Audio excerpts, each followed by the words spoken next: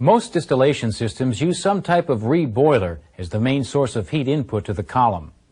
Two types of reboilers are shell and tube reboilers and reboiler furnaces or fired reboilers. In a typical fired reboiler, oil or gas is burned in a furnace to heat the bottom's liquid that's pumped through the reboiler and back into the column. A temperature controller regulates the amount of heat input to the column by adjusting the fuel flow to the reboiler. In a shell and tube reboiler, steam is often the heating medium. The steam flows through tubes inside the reboiler, while liquid from the bottom of the column flows around the tubes through the shell of the reboiler.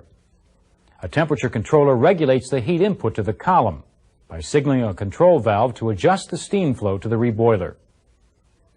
Changes in the steam flow to a shell and tube reboiler will affect the amount of vapor going up the column. To avoid upsetting the equilibrium between the rising vapor and the falling liquid in the column, changes in reboiler operation should be made gradually. If the reboiler in a distillation system isn't operated correctly, problems can occur and the distillation process can suffer. For example, the shell and tube reboiler represented here must be started up a certain way to prevent damage and product contamination. A pump is used to circulate bottoms mixture through the reboiler. So this is a forced circulation system. The heating medium for the reboiler is steam. The steam flows through the tube side of the reboiler and transfers heat to the mixture flowing through the shell side of the reboiler. During the startup of this reboiler, before any steam is supplied, the reboiler must be full of circulating mixture. So there has to be a sufficient level of mixture in the column, and the reboiler circulating pump must be running. In this system, circulating the mixture prevents it from overheating once steam is supplied to the reboiler.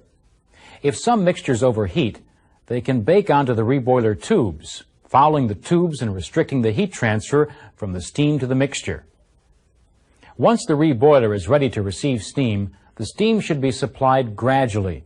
If steam is supplied too quickly, the tubes in the reboiler could expand unevenly and possibly crack.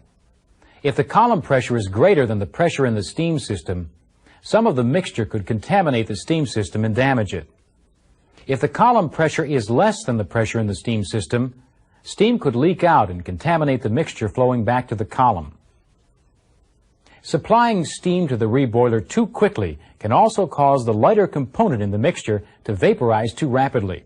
If that happens, the expanding vapor could rush up the column and possibly damage the internal structures of the column.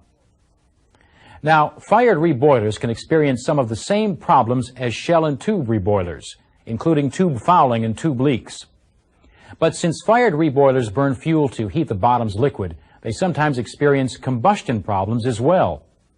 For example, too little airflow can cause incomplete combustion in the furnace. As a result, more than the necessary amount of fuel is burned to maintain the temperature in the bottom of the column at set point. To prevent these types of problems from occurring, operators should follow their plant's procedures for operating reboilers. Distillation systems use a lot of energy. The key to maximizing efficiency is to produce on-spec products with the least amount of energy consumption. One problem that can interfere with efficient operation is overfractionation. Overfractionation results in the excessive use of steam and other utilities to produce products. Simply put, it involves using more heating and cooling than necessary. One way overfractionation can occur is when the differential temperature in a column becomes too great.